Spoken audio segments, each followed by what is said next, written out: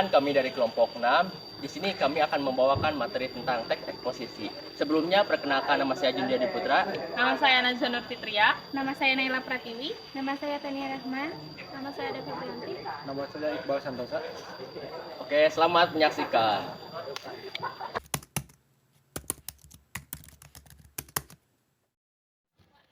Teks eksposisi adalah sebuah bentuk teks atau tulisan yang memuat tentang informasi maupun pengetahuan. Secara umum, teks eksposisi sendiri memiliki tujuan untuk memberikan penjelasan atau uraian mengenai suatu ide, pokok pikiran, pendapat, informasi, maupun pengetahuan kepada pembaca tanpa bermaksud untuk memengaruhi. Hal ini yang membuat tujuan teks eksposisi adalah memberitahukan informasi atau pengetahuan berdasarkan fakta sesuai dengan sudut pandang tertentu. Dalam membuat teks eksposisi, biasanya ditujukan untuk membahas isu-isu yang ada di masyarakat, seperti COVID-19, isu tentang pendidikan, isu tentang ekonomi, dan lain sebagainya. Dengan ditulisnya teks eksposisi, maka pembaca akan memiliki sudut pandang yang lebih luas dalam menangani isu-isu hangat di tengah masyarakat. Selain itu, teks eksposisi pada dasarnya memiliki bentuk seperti retorika, yang mana dapat digunakan untuk menjelaskan tentang uraian ilmu pengetahuan sekaligus menjawab berbagai pertanyaan. Oleh karena itu, sebagian besar teks dalam buku pelajaran atau ensiklopedia pada konsepnya merupakan pengembangan dari teks eksposisi. Hal itu dapat dilihat melalui lainnya, seperti berita, esai, produser, bahkan juga laporan.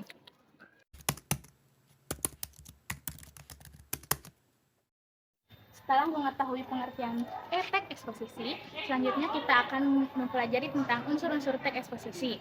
Sebuah teks dapat dikatakan sebagai teks eksposisi jika teks tersebut memiliki dua unsur utama.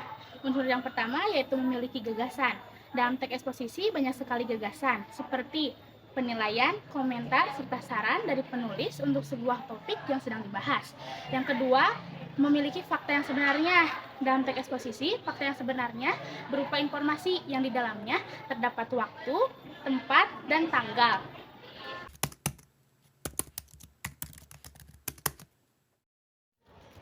Ciri-ciri teks eksposisi ada 4. Yang pertama, membuat informasi atau pengetahuan.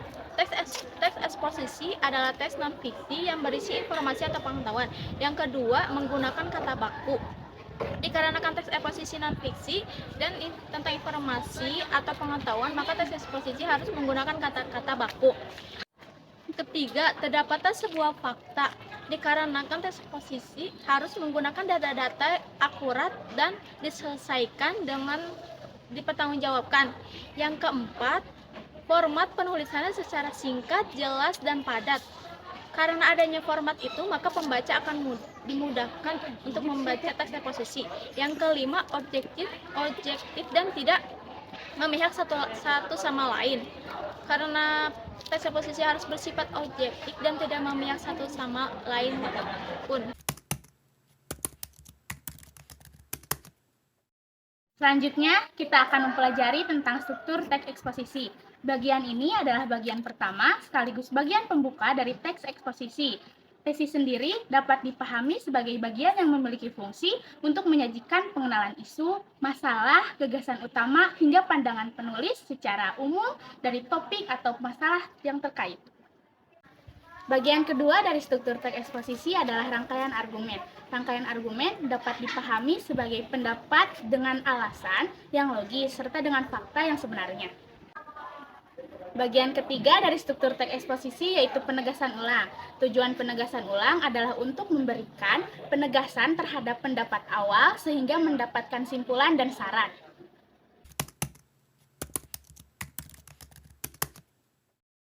Untuk kaidah kebahasaan teks eksposisi ada 7. Yang pertama ada kata-kata teknis. Teknis eksposisi banyak memakai kata-kata teknis atau beristilah atau terkait suatu topik atau masalah yang dibahas. Misalnya saja seperti sektor kehutanan, penebangan liar, hutan lindung, kehutanan masyarakat, ekowisata, dan lain sebagainya.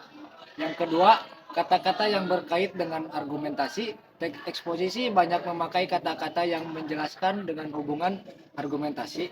Misalnya saja seperti jika karena sebab, akibatnya dengan demikian, oleh karena itu. Yang ketiga ada kata-kata yang berhubungan dengan kronologis. Teks eksposisi biasanya memakai kata-kata yang menyatakan hubungan kronologis atau istilah yang menyatakan keterangan sebagai contoh. Akhirnya, namun, sebelum, itu, kemudian, sebaliknya, berbeda. Yang keempat ada kata kerja mental. Teks eksposisi biasanya juga memakai kata kerja mental yang digunakan untuk menggambarkan jiwa. Misalnya seperti menyimpulkan, memperkirakan, mengharapkan, memprihatinkan, mengagumkan, menyedihkan, menduga, mengasumsikan, menjelaskan, dan lain sebagainya. Yang kelima ada kata kerja rujukan. Teks eksposisi banyak memakai kata-kata rujukan untuk menghubungkan dengan suatu informasi atau pendapat seseorang. Misalnya seperti berdasarkan data, merujuk pada pendapat. Dan yang keenam ada kata kerja persuasif. Teks eksposisi biasanya juga memakai kata kerja persuasif untuk mengajak atau memengaruhi lawan tutur. Kata yang biasanya digunakan untuk melakukan teks persuasif yaitu seperti sebaiknya, diharapkan, perlu, hendaknya, harus. Dan yang terakhir ada kata-kata denotatif. Teks eksposisi juga banyak memakai kata-kata denotatif untuk menjelaskan sesuatu agar lebih jelas. Denotatif sendiri bisa dipahami sebagai kata yang memiliki makna sebenarnya.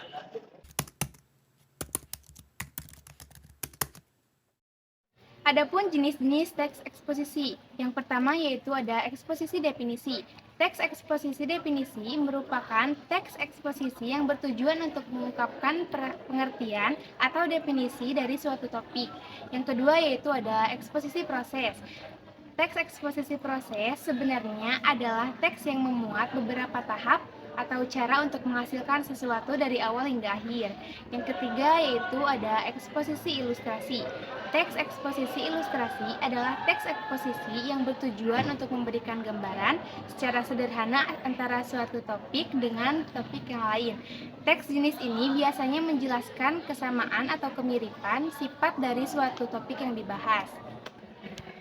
Yang keempat ada eksposisi pertentangan. Teks eksposisi pertentangan bisa juga dipahami sebagai teks yang memuat beberapa hal pertentangan dari hal yang satu dengan hal yang lainnya. Yang kelima yaitu ada eksposisi laporan.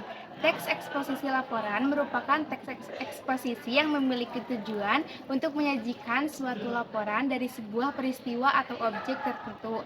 Yang terakhir yaitu ada eksposisi perbandingan. Teks eksposisi perbandingan adalah teks yang memuat ide dan gagasan utama untuk dibandingkan antara hal yang satu dengan hal yang lainnya.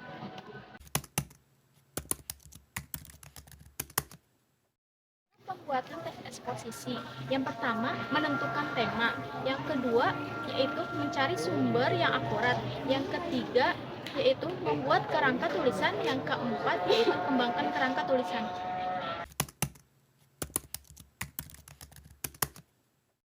Pola pengembangan teks eksposisi ada 4. Yang pertama ada umum khusus. Pola pengembangan yang dari umum ke khusus ini dapat disebut juga dengan bentuk paragraf deduktif.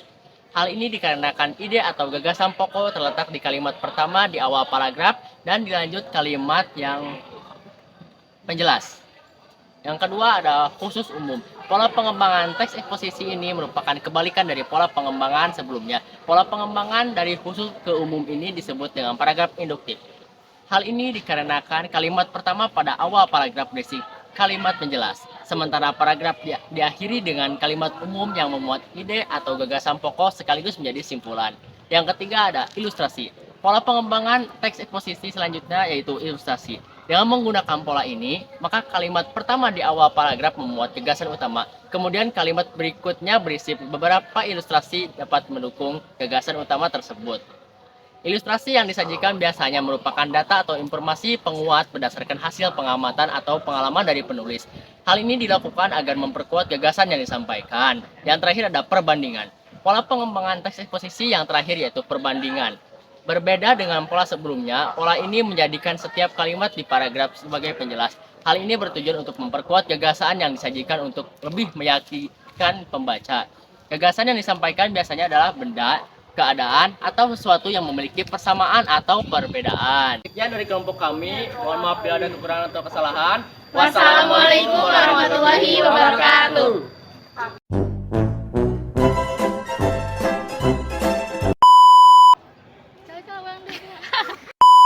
Part dari suatu topik yang dibahas. Oh, satu teks. Berikan deh ya. Sekian dari Sekian. kabot. Mending hiji, mending pisahkan Indonesia Iqbal bingung. Anggosan.